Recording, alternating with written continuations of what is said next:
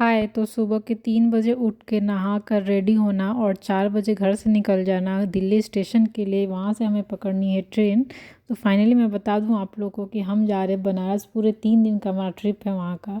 और ये प्लान जो है हमारे काफ़ी टाइम से बन रहा था बनारस जाने का, बट एजुकेशन में थोड़ी सी गड़बड़ी हो रही थी। बट फाइनली इस बार हमने इसको सक्सेसफुली कंप्लीट किया है और हम तीनों निकल गए, मैं, मेरे हस्बैंड और मेरे ब्रदर इन लॉ। तो हम तीनों जा रहे हैं वंदे भारत ट्रेन से। बुकिंग जो है हमारे वंदे भारत ट्रेन की, और फर्स्ट टाइम हम इस ट्रेन का एक्सपीरियंस ले रहे हैं। शार्प 6 बजे ट्रेन है यहाँ से स्टार्ट हो गई थी दिल्ली से। और ट्रेन में जैसे ही हम बैठे हमें ब्रेकफास्ट में मिल गया था चाय और उसके साथ एक बिस्किट। 1:30 के करीब हमें लंच मिला था। लंच खाने के बाद मीठा भी मिल गया था, आइसक्रीम, जो कि इतना हार्ड था हमसे खाया नहीं जा रहा था। ये आइसक्रीम इतना हार्ड था, तोड़ने में बहुत डिफ़िकल्ट हो रहा था इसको। फाइनली हम 8 घंटे की जो जर्नी है तय करके सीधे बनारस पहुँचे। स्टेशन पे उतरे, कैंट स्टेशन पे, जिसे बनारस जंक्शन भी बोलते हैं हम लोग। उसके बाद हम लोगों ने ऑटो बुक किया था और चले गए थे अपने होटल के लिए, जो कि कैंटोनमेंट एरिया में है, ज़िराज होटल के नाम से है। तो वहाँ की जो सर्विस थी काफ़ी अच्छी थी, हम लोग बहुत रिलैक्स होके वहाँ पे रहे। ब्लॉग तो स्वागत करती हैं आप सबका मेरे भोलेनाथ की नगरी से, बनारस से, जहाँ पे हम 3 दिनों के लिए आए हैं और घूमने के लिए, दर्शन करने के लिए। और ये है मेरा होम टाउन, लेकिन अभी हम लोग होटल में रुके हुए हैं। तो अभी मैं आप लोगों को दिखाऊंगी कि कहाँ कहाँ जा रहे हैं, कैसे कैसे घूम रहे हैं। अगर पॉसिबल हुआ तो मैं इन लोगों को अपने कॉलेज भी लेके जाऊंगी दिखाने के लिए कि कहाँ से मैंने पढ़ाई करी है, क्या क्या एरिया यहाँ क्या फेमस है, वो सब चीज़ें। तो जस्ट चेक इन किया है होटल में, अभी शाम के 3:30 हो गए हैं। अब यहाँ से हम लोग रेडी होकर निकलेंगे गंगा घाट के लिए आरती देखने, गोदलिया से होते हुए दशाश्वमेध घाट। यही है, बाकी सामान वामान बिखरा हुआ है सारा हमारा, ऐसे ही इसको सेट करना है और निकलना है फिर। चलो कोई नहीं। हाँ, सबको ले रही हूँ, सब सुंदर आ रहे हैं। तो दशाश्वमेध घाट के लिए डायरेक्ट कुछ भी नहीं जाता है। सबसे पहले हमने ऑटो बुक किया था बेनिया बाग के लिए। बेनिया बाग से हमने रिक्शा बुक किया था गिरजाघर चौराहे के लिए, और गिरजाघर से सीधे दशाश्वमेध घाट के लिए पैदल जाना है गोदौलिया से होते हुए, क्योंकि बहुत भीड़ होती है वहाँ। तो वहाँ पे पुलिस वाले अलाउ नहीं करते किसी को भी गाड़ी बस ले जाने के लिए, क्योंकि ट्रैफिक बहुत हो जाता है और भीड़ भाड़ के चक्कर में किसी को नुकसान ना हो, इसलिए। तो अच्छा भी है ये एक तरह से। तो हम वॉक करते करते सीधे गंगा घाट पहुँचे थे आरती देखने के लिए। और इतनी भीड़ है ना वहाँ पे, इतनी भीड़ है, किसी की हद नहीं है वहाँ।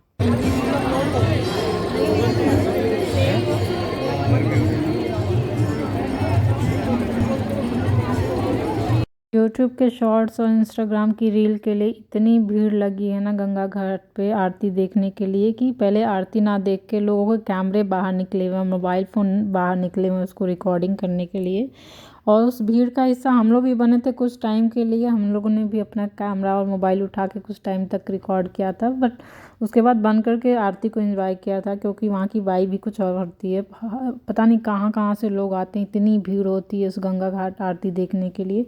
मतलब किसी चीज़ के यहाँ पे हम एक्सप्लेन ही नहीं कर सकते कि वो जो नज़ारा और मोमेंट जो वहाँ का होता है वो कैसा होता है, और क्या फीलिंग होती है वहाँ पर। वो जो जाएगा वहाँ पे उसी को वो एक्सपीरियंस मिलेगा। यहाँ कैमरे में देख के और लाइटिंग देख के वो नहीं फील आएगा आप लोगों को। तो अगर आप लोग के पास टाइम तो ज़रूर जाइएगा एक बार एंजॉय करने और पूरा बनारस को घूमने। वो अपना अपना एक्सपीरियंस लेके आइएगा वहाँ से।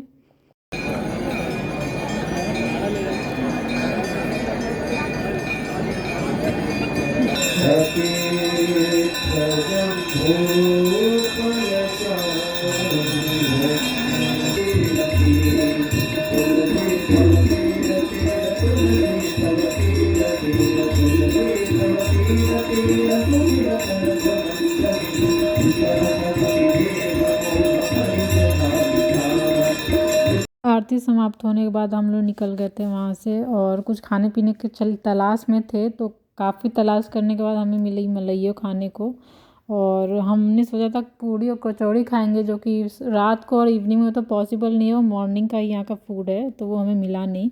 बट मलइयो खा के एंजॉय किया, और बहुत सारी रील्स भी हमने शूट करी इसके चक्कर में। उसके बाद मैं इन लोग को लेके गई थी अपने फेवरेट रेस्टोरेंट में, जहाँ मैं बचपन से जाती थी। आज हमारा दूसरा दिन है मतलब काशी विश्वनाथ धाम में, और हम लोग जा रहे हैं बाबा के दर्शन करने। तो सबसे पहले जाएंगे हम लोग काल भैरव, फिर विश्वनाथ टेम्पल, फिर दुर्गा कुंड, हनुमान जी के मंदिर, मतलब संकट मोचन। तो बस निकल रहे हैं यहाँ से, देखते हैं क्या सुविधा मिलती है हमें जाने के लिए वहाँ पे। रात को तो आके इतना थक गए थे, सो गए थे, हालत नहीं थी बिल्कुल भी कुछ भी करने की। तो सबसे पहले हम जा रहे हैं काल भैरव बाबा जी के दर्शन करने, और कहते हैं कि अगर बनारस में आए हैं तो सबसे पहले बाबा काल भैरव के दर्शन करना ज़रूरी होता है। उनकी आज्ञा से बाकी मंदिरों के दर्शन मिलते हैं और जाने की इजाज़त होती है। तो दर्शन करके हम लोग वहाँ से निकले तो सीधे पहुँच गए थे विश्वनाथ टेम्पल। और विश्वनाथ टेम्पल में बिल्कुल भी अलाउड नहीं है कोई भी कैमरा, फ़ोन और कुछ भी गैजेट्स। तो वहाँ पे कुछ भी नहीं ले जा सकते हैं, सारी चीज़ें लॉकर में जमा हो जाती हैं। तो दर्शन करने के बाद निकले तो जलेबी और कचौड़ियाँ खाएं, जिसका हम लोग काफ़ी टाइम से वेट कर रहे थे मॉर्निंग में। उसके बाद हम पहुंच गए थे बीएचयू विश्वनाथ टेम्पल दर्शन करने के लिए। तो आप लोग को बता दूं कि बनारस में 2 विश्वनाथ मंदिर है, एक पुराना वाला, एक नया वाला, जो कि बीएचयू में है। और जो पुराना वाला है वो है गोदौलिया पे। वहाँ से हम लोग दर्शन करके निकले थे तो 80 घाट पहुँच गए थे। 80 घाट पे भी शाम की जो आरती होती है उसकी तैयारी शुरू हो गई थी, भीड़ भी शुरू हो गई थी। और भीड़ तो इस चक्कर में इकट्ठा होने लगती है आजकल की रील और यूट्यूब के लिए शॉर्ट्स बनाए जाएं, ब्लॉगिंग की जाए। खैर हमने बुक किया था बोट, और पर सवारी 100 रुपये ले रहे थे वो लोग। पैसे तो हमेशा 50 रुपये लगता था, लेकिन भीड़ के चक्कर में वो लोग 100 रुपये और 200 रुपये ही चार्ज कर रहे थे सबसे। और ये मणिकर्णिका घाट है जहाँ पे अलाउ नहीं होता है जाना, बट बहुत लोग चले भी जाते हैं, बट मुझे दूर से ही देखना ठीक लगा। तो हम लोग नाव पे सफ़र करते करते घूमते घूमते फिर से वापस 80 घाट पे आए। तो टाइम हो गया था आरती का, भीड़ भी बहुत इकट्ठा हो गई थी।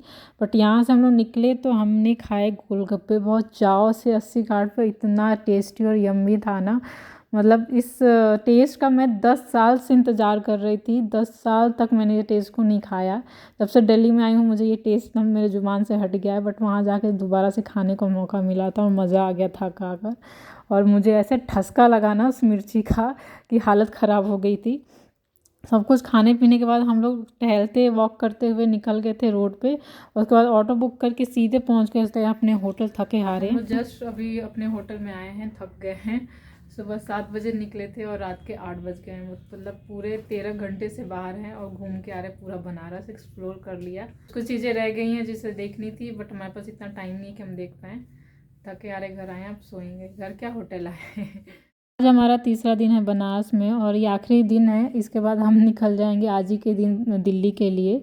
तो हमने सोचा कि सुबह की कचौड़ी जलेबी को क्यों मिस किया जाए। तो फिर क्या था, पैकिंग वैकिंग डन करी थी और रेडी होके हम लोग निकल गए थे वॉक करते हुए कचौड़ी और जलेबी खाने के लिए। तो हम लोग हैं मिंट हाउस पे जा रहे थे। वहाँ पे जो कचौड़ी और जलेबी है इतनी टेस्टी है ना, गर्मा गर्म खा के मज़ा आ गया। आहा, अभी भी मेरे मुंह में वो टेस्ट आ रहा है। और कुल्हड़ वाली चाय तो उसकी बात ही अलग है। मतलब क्या बताऊँ आप लोग का, आप लोग जाइए वहाँ एक्सपीरियंस लीजिए और इस चीज़ को एंजॉय करिए। उसके बाद घूमते फिरते इधर उधर भटकते रहे। हाँ, ये दिन काउंट होगा। हम लोग निकल रहे हैं, चेकआउट कर रहे हैं। ये उठाएगा कौन? अरे सारा मैं थोड़ी ना उठाऊंगी, एक अपना ले लिया, अपना ले लिया, लेके आओ। अच्छा, ये पकड़ो नहीं यार, आज ये भी है, नीचे रखना है अभी ना।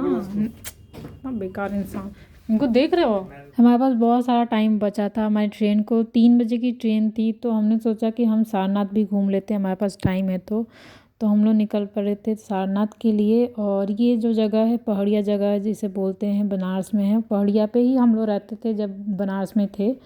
उसके बाद हम लोग पहुंच गए थे सारनाथ। और कहा जाता है और माना जाता है कि यहीं पे गौतम बुद्ध जी ने अपना पहला उपदेश दिया था।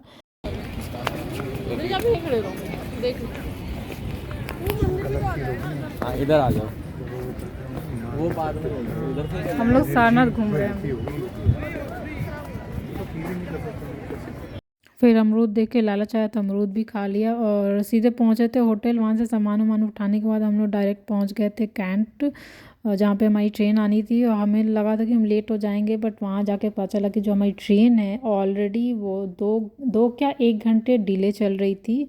तो 3 बजे आनी थी ट्रेन और आई है शाम के 4 बजे। जब ट्रेन लेट आती है तो जाहिर सी बात है कि हम लेट ही पहुँचेंगे। तो हम पहुँचे हैं रात के 1:30 बजे दिल्ली स्टेशन पे। मतलब इमेजिन कर सकते हैं आप लोग, इतनी डिले चल रही है। 8 घंटे में पहुंचाने वाली वंदे भारत हमें पहुंचा रही है क्या 1:30 बजे, सॉरी 1:30 बजे हमें पहुंचा रही दिल्ली स्टेशन पे, और वहाँ से हमने कैब बुक करी और सीधे घर पहुंचे। रात के 2:30 बजे पहुंचे, सो गए, थके हारे। मिलते हैं नए ब्लॉग में, बाय बाय।